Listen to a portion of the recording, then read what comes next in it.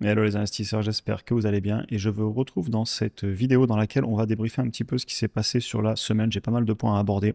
On va d'abord parler politique, plafond de la dette aux États-Unis, la volatilité qu'on a eue sur des actions comme Tesla, comment gérer ça, un petit peu aussi parler d'immobilier. Ensuite, on parlera de la BCE qui a baissé les taux, de la Fed, des marchés qui sont au plus haut et du coup, je retravaille pas mal avec des options comme je le faisais à l'époque. Je vais vous parler un petit peu de tout ça. Et en fin de vidéo, je vous parlerai un petit peu du programme de la semaine prochaine parce que je vais être en déplacement. À savoir que vous le voyez ici, les marchés et dans le cas précis là, de l'image que j'ai prise, le Nasdaq, on pourrait aussi regarder le S&P 500 si on voulait, mais on est pratiquement revenu sur des points hauts historiques, on est à moins 1,78% par rapport à février 2025. On attaque la vidéo et évidemment comme d'habitude il s'agit en aucun cas de conseil en investissement, je vous partage ma vision des choses mais au final vous prenez vos propres décisions. Donc on a eu pas mal d'événements politiques aux États-Unis, notamment avec la bill qui est déjà passée à la House et qui est en train d'arriver au Sénat pour être débattue et ou modifiée.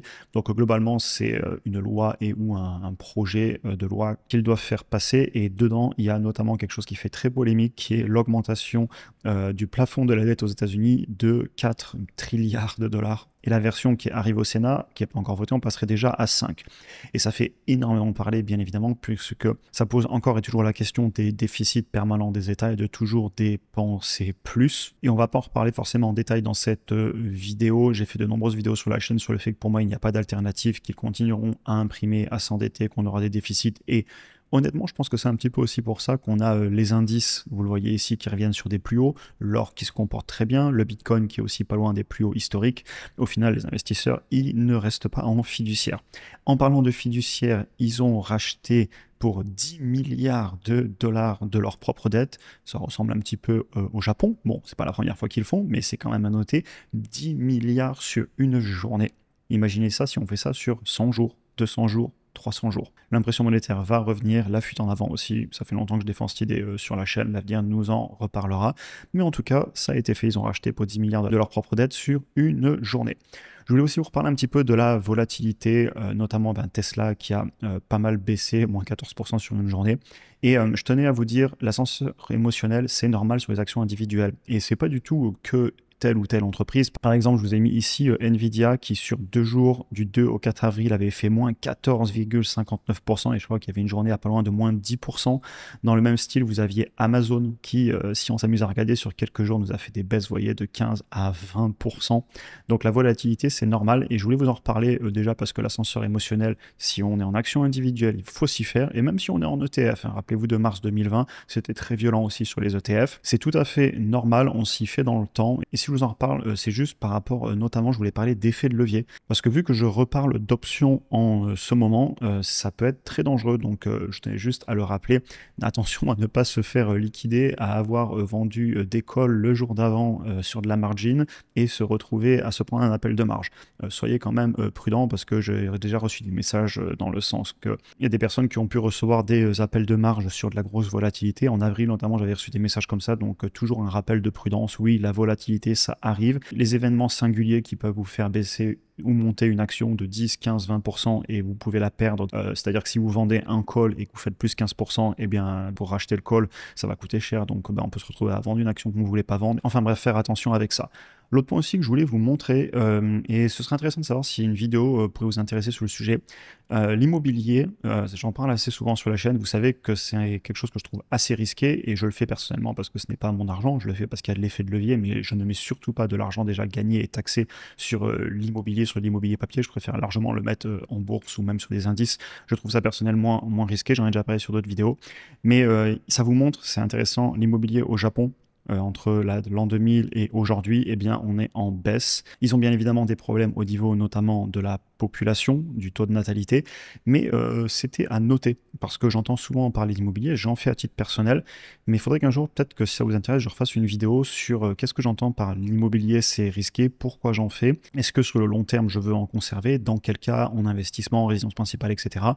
Mais je tenais à le préciser que être diversifié, notamment parce que vous avez des études assez connues de l'INSEE qui montrent que une énorme partie de la population a en fait une grosse partie de son patrimoine en immobilier et c'est pas quelque chose qui me rassure énormément. Je ne parle pas ici des investisseurs immobiliers qui cherchent à avoir de la renta, qui ont du cash flow net positif, etc. Je parle beaucoup plus de l'immobilier comme on l'entend pour une personne qui achèterait un bien, peut-être deux. Je ne parle pas ici de l'investissement immobilier qui est toute une autre histoire et qui, si bien fait, est très puissant. Bref, n'hésitez pas à me dire si ça vous intéresserait dans le futur. Et le dernier point que je voulais revenir aussi, le 10 ans, eh ben, on est toujours sur des points hauts et ça va être important, on va en reparler après avec la Fed. Du coup, on y passe maintenant. D'abord, la Banque Centrale Européenne a encore baissé les taux cette semaine. Si vous voulez plus d'infos sur ce sujet, j'ai fait une vidéo il y a 2 jours dessus et je vous parlais aussi de 2 nouvelles actions que je pense étudier. Et je pense qu'à un moment, il faut dire kudos à la BCE, credit where it's due. Ils n'ont pas le choix, mais quand même, entre guillemets, bravo à eux parce que je pense qu'ils font la bonne chose. Évidemment, ils n'ont pas le choix, l'inflation est en train de s'écrouler, on a même des signes de déflation, les États sont en déficit, vous le voyez ici, zone euro, États-Unis, Angleterre. Mais malgré ça, je trouve que ça va dans le bon sens. Et la Fed, j'ai souvent mentionné mon avis qu'elle avait été en retard à l'époque. Vous avez des vidéos sur la chaîne où je parle de l'inflation, de l'impression qu'ils sont en train de faire, que je trouvais un petit peu quand même exagéré. On en a parlé à l'époque, et c'est d'ailleurs pour ça qu'à ce moment-là, on avait dit les taux vont monter. J'avais enlevé du portefeuille pas mal d'actions, mon flux de trésor négatif. Tout ça, c'était novembre-décembre 2022. Et les marchés ne sont pas plus convaincus que moi que la Fed va couper. Ici, vous avez le CME Fed Watch Tool, donc la prévision par les marchés de ce que pourrait faire la Fed. Et aussi bien en juin comme juillet, les marchés pensent que la Fed ne va pas baisser et les premières chances de baisse, ce serait en septembre. Et vous avez donc énormément de débats là-dessus, de pression politique aux États-Unis entre le fait qu'ils veulent dépenser plus, le fait que le plafond de la dette, ils vont l'augmenter. Il y a un énorme déficit, vous l'avez ici. Il va falloir refinancer tout ça. Le 10 ans, il est au plus haut. L'immobilier souffre énormément aux États-Unis. Et quand je vois tout ça, tout ce que ça me fait dire, c'est que j'ai intérêt à rester en actif. Encore une fois, cette vidéo que je fais le week-end, elle est aussi pour moi, pour parler un petit peu des sujets qui m'intéressent en ce moment. Alors des fois, je peux me répéter, mais je pense que c'est des sujets tellement importants que je me dois de le faire. Passons maintenant un petit peu plus à des choses que je fais en ce moment, notamment avec le retour qu'on a sur les points hauts, aussi bien sur le Nasdaq, vous avez aussi la crypto, l'or, etc. Et je me retrouve aussi avec mon cash qui remonte. Si vous vous rappelez, à l'époque, j'avais fait pas mal d'options, notamment quand j'avais beaucoup de cash qui était mis de côté parce que j'allais racheter un bien immobilier.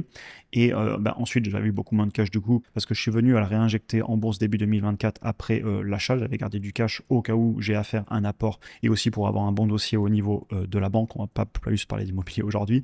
Mais je me retrouve à un moment où j'ai pas mal de cash, donc je le fais travailler avec des options. Vous voyez ici qu'entre le 13 mai et le 16 juin, j'ai vendu pour combien ? Un petit peu plus de 949 $ de primes. Et en termes de dollars, j'engage entre 20 et 30 000 $ sur de la vente de put. Mais là, vous avez aussi de la vente de call. Donc, j'engage des lignes sur des covered calls pour recevoir une prime contre une promesse de vente. Évidemment, je vends très out of the money, donc très loin du prix d'exercice parce que les lignes, je ne veux pas toutes les perdre, quoique certaines, ce ne serait pas non plus la fin du monde.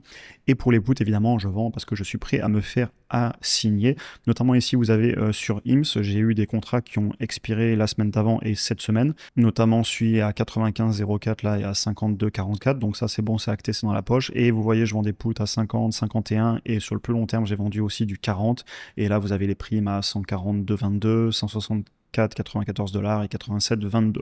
Donc je tenais à vous en parler, comme toujours, hein, j'aime bien vous parler de ce que je fais, j'ai toujours tenu à le faire sur la chaîne. Et j'achète aussi, hein, vous avez là les lignes où vous voyez quand il n'y a pas un moins devant la quantité achetée ou vendue. Donc quand il n'y a pas un moins, c'est des achats, et quand il y a un moins, c'est que je vends des options. Et évidemment, pour les membres du programme, je vous mets à jour le fichier tous les jours dès que je passe des ordres dans les deux sens. Donc n'hésitez pas à retourner dans l'espace membre pour retrouver tout ça. Donc je vends des options, si je me fais assigner, ce ne sera pas forcément un problème, surtout que je pourrais gérer au niveau des impôts, même si je venais à revendre des options d'achat, je pourrais gérer au niveau des impôts, parce que oui, sur IMSS, je ne voudrais pas vendre des calls sur mes 411 actions avec un prix de revient unitaire sous les 8 $. Par contre, si j'ai un prix de revient unitaire à 50 $, pourquoi pas travailler sur des call options. On reparlera peut-être d'options dans le futur, de toute façon, vous voyez, ça fait plusieurs fois que je vous en parle, comme à chaque fois quand je fais des choses dans ma stratégie, j'essaie de vous en parler, et évidemment, je sais que vous n'allez pas copier, que chacun prendra ses propres décisions. C'est des stratégies que j'utilise parfois et qui vont et viennent sur la chaîne en fait selon les périodes. Je gère en fonction de mon cash que j'ai ou pas. Est-ce que les marchés sont en haut ou en bas? Là en ce moment les marchés sont revenus sur les points hauts, donc bon, j'ai quand même fait des achats, vous le voyez ici, hein. 143, 71, 547, 630, là c'est les prix en dollars de mes ordres, donc j'achète, mais je vends aussi des options. Enfin bref, un autre point qui n'a rien à voir mais qui est marrant, je prenais une photo ici à Target du rayon des boissons énergisantes, notamment Celsius et Alani. Alani qui a été racheté par Celsius. Et Alani, c'est complètement vide. Celsius, il y a certains goûts qui restent et il y a d'autres goûts qui sont aussi en rupture de stock. Et j'ai repéré aussi une autre marque. Je vais aller voir s'ils sont cotés ou pas, parce qu'il y a une autre marque que je connaissais pas qui était aussi complètement en rupture de stock. Ça va nous amener au programme de la semaine prochaine.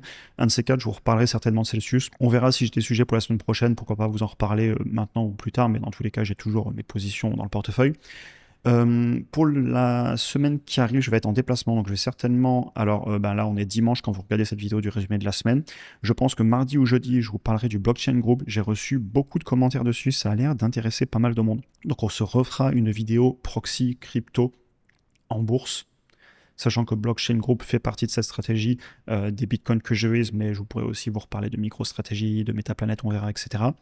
Pour les membres du programme, lundi, comme d'habitude, on se fait une vidéo. Je vais vous refaire une vidéo super importante sur laquelle je vais amener pas mal d'améliorations, notamment avec les options sur le fameux quand vendre, la fameuse question. Et justement, avec les options, par exemple, si on vend des covered calls, ça peut être une autre façon aussi de gagner encore sur une position avant d'en sortir si elle est vraiment, par exemple, trop surévaluée ou si on a décidé qu'il était temps de passer à autre chose. Enfin bref, lundi, dispo dans l'espace membre. Et pour les personnes aussi sur YouTube, peut-être mardi ou jeudi, parler soit de Lululemon. L'action a bien corrigé apparemment parce qu'il y a eu des annonces de la direction sur des prévisions plutôt faibles à cause de la macroéconomie, aussi des drawdowns, etc.